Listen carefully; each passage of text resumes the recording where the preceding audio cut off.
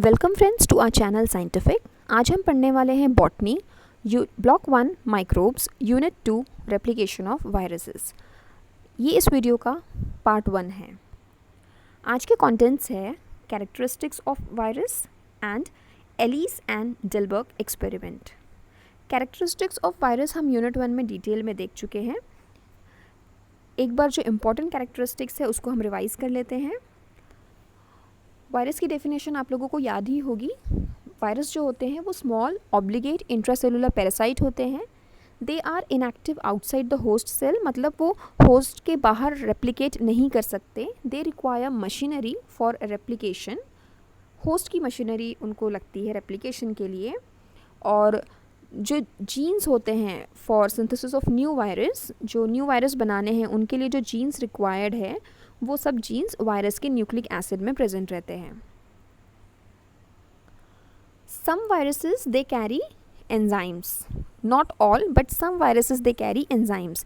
कितने टाइप्स के viral enzymes होते हैं this we have already seen in unit 1। For example जो हीमोग्लूटिनिन है it helps virus to enter inside the host cell, और एक बार जब वो वायरस एंटर हो जाता है होस्ट सेल के अंदर तो viral transcriptase, replicase and reverse transcriptase help करता है वायरस के रेप्लिकेशन के लिए। और जो न्यूरामिनिडेज है वो हेल्प करता है वायरल प्रोजेनीज को होस्ट के बाहर आने में। ठीक है, सो इतने टाइप्स के एंजाइम्स होते हैं, बट ज़रूरी नहीं है कि सारे एंजाइम्स जो है वो एक वायरस में प्रेजेंट हो। कुछ एंजाइम्स कुछ वायरसेस में देखने को हमको मिल सकते हैं। आगे बढ़ते हैं एलिस एंड डिलबर्ग एक्सपेरिमेंट के साथ। इस एक्सपेरिमेंट को सिंगल बर्स्ट या वन स्टेप ग्रोथ कर्व भी कहा जाता है। आपको तीनों नाम याद रखने हैं बिकॉज जो एग्ज़ाम होगा उसमें जो क्वेश्चन पेपर होगा वहाँ पर इन तीनों में से कोई भी नाम यूज़ किया जा सकता है।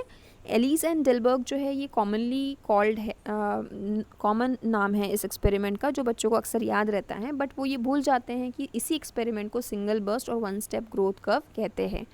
तो एग्ज़ाम में अगर इन दोनों नाम को यूज़ कर लिया या इन दोनों में से किसी भी नाम को यूज़ कर लिया तो आपको समझ में नहीं आता है फिर कि आंसर क्या लिखना है। ठीक है, इसलिए तीनों नाम याद रहना बहुत ज़्यादा इम्पॉर्टेंट है। आ जाते हैं एक्सपेरिमेंट पे। इन्होंने क्या किया था, एलिस एंड डिलबर्ग ने दे टुक रैपिडली ग्रोइंग बैक्टीरिया, और वो था E coli plus bacteriophage T2। ठीक है, इन दोनों का मिक्सचर लिया, उस मिक्सचर को डाइल्यूट किया। The reason behind dilution is to limit the interaction between the two organisms, यानी जो ई कोलाई है और T2 बैक्टीरियोफेज है उन दोनों के इंटरेक्शन को कम करने के लिए डाइल्यूशन किया गया। ठीक है, फिर इस डाइल्यूटेड मिक्सचर से अलग अलग टाइम इंटरवल्स पे सैम्पल्स लिए गए, थोड़ा थोड़ा अमाउंट लिया गया, और वो जो अमाउंट यहाँ से लिया वो उन्होंने क्या किया, लॉन कल्चर ऑफ बैक्टीरिया पे प्लेट कर दिया। अभी ये हम इमेजेस के हेल्प से समझेंगे कि उन्होंने एग्जैक्टली क्या किया था। और प्लेट करने के बाद आफ्टर सम टाइम एक इंक्यूबेशन पीरियड होता है, उसको कुछ टाइम देना पड़ता है ग्रो करने के लिए, और उस इंक्यूबेशन पीरियड के बाद उन्होंने ऑब्ज़र्व किया कि जो प्लाक्स है या क्रेटर्स है या होल्स है, ये तीनों एक ही चीज़ के नाम है, इनके नंबर कितने हैं उन्होंने उसको काउंट किया। और फिर उन्होंने एक कंक्लूजन दिया कि जब एक्सपेरिमेंट स्टार्ट किया था तो ये जो काउंट है, प्लाक काउंट या फेज काउंट जो है, ये रिलेटिवली कांस्टेंट था, बट वो इंक्रीज़ हुआ 100 folds with in few minutes. जैसे ही कुछ मिनट्स हो गए तो जो फेज काउंट था, सपोज़ अगर वो पहले 1 था तो सडनली आफ्टर सम टाइम वो एकदम से 100 हो गया। ठीक है, ये पूरा उसका उनका एक्सपेरिमेंट का डिज़ाइन है और उनका ऑब्जर्वेशन है। अब आपको यहाँ पर एक प्लेट नज़र आ रही होगी, इस प्लेट को कहते हैं पेट्री डिश। इस पेट्री डिश में न्यूट्रिएंट मीडियम है। Suppose we consider this plate as plate number 1। इसमें क्या है, इसमें न्यूट्रिएंट मीडियम है। इसके ऊपर बैक्टीरिया को ग्रो कराया जाता है। तो ग्रो कराने के बाद ये प्लेट किस तरह से नज़र आएगी, यहाँ पर आप देख सकते हैं ये जो दोनों प्लेट्स है उसके कलर में आपको डिफरेंस नज़र आएगा। जब ये प्लेट्स एक्चुअली सामने होती है तो ज़्यादा समझ में आता है, बट इमेज में आप एटलीस्ट कलर डिफरेंस देख सकते हैं। This is plate 1, this is plate 2। Plate 1 में सिर्फ न्यूट्रिएंट मीडियम है, वहाँ पे बैक्टीरिया ग्रो नहीं हो रहा है अभी, उसमें बैक्टीरिया ऐड किया गया, और फिर इंक्यूबेशन पीरियड के बाद जैसा आपको प्लेट 2 में अपीयरेंस नज़र आ रहा है उस तरह से वो प्लेट नज़र आएगी। ठीक है, और ये जो प्लेट 2 है इस प्लेट में वो जो डाइल्यूटेड सैंपल था हमारा E coli plus T2 bacteriophage का, वो इस प्लेट 2 में डाली गई। ठीक है, प्लेट 2 में क्या डाला? Diluted sample. तो सपोज़ अगर मैंने वो डाइल्यूटेड सैंपल एक सैंपल मैंने लिया 5 मिनट पे, दूसरा लिया मैंने 10 मिनट पे, 15 मिनट पे, 20 मिनट पे, तो ऐसे मैंने कितने मिनट्स लिए? 4, 5, 10, 15, 20। तो मैं क्या करूँगी, 4 मेरे अलग अलग प्लेट्स होंगे। एक प्लेट होगा मेरा 5 मिनट वाला, एक होगा 10 मिनट, एक होगा 15 मिनट और एक होगा 20 मिनट वाला। ठीक है, उनको फिर प्रॉपर लेबल किया जाता है, उस पर नाम लिखा जाता है कि ये 5 मिनट वाली प्लेट है एंड सो ऑन। और फिर इन प्लेट्स को क्या करते हैं, वापस से इंक्यूबेशन के लिए रख देते हैं। यानी इसमें क्या है, पहले से बैक्टीरिया का कल्चर है ऑलरेडी, उसको लॉन कल्चर ऑफ बैक्टीरिया बोलते हैं। फिर हमने उसमें मिक्सचर डाला E coli plus T2 bacteriophage का। एंड आफ्टर इंक्यूबेशन पीरियड हमको क्या ऑब्जर्व करना है? हमको होल्स ऑब्जर्व करना है।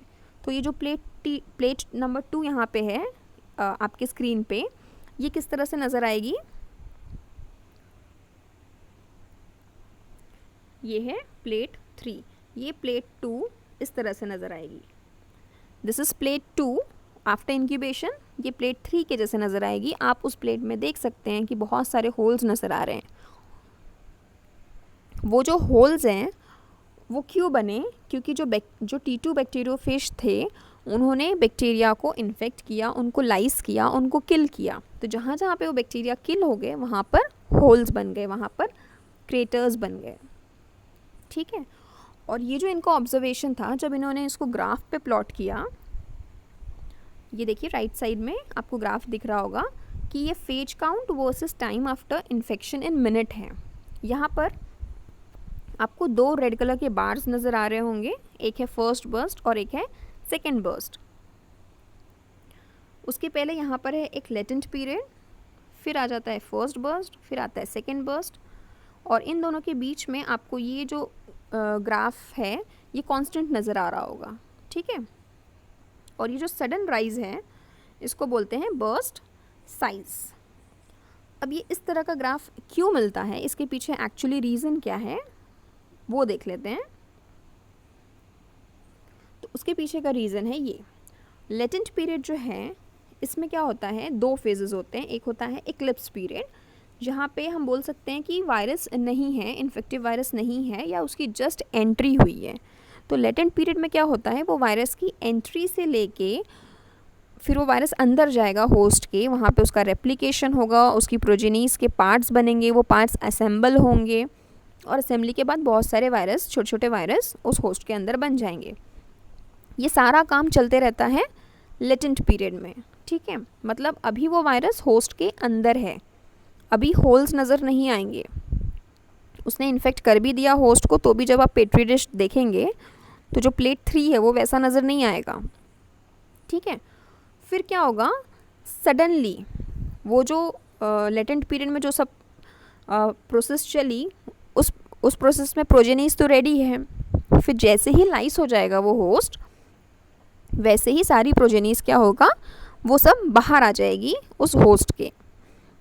तो वो होस्ट किल हो गया, और किल होने की वजह से क्या हो गया, फिर वहाँ पे होल बन जाएगा, वहाँ पे क्रेटर्स बन जाएंगे।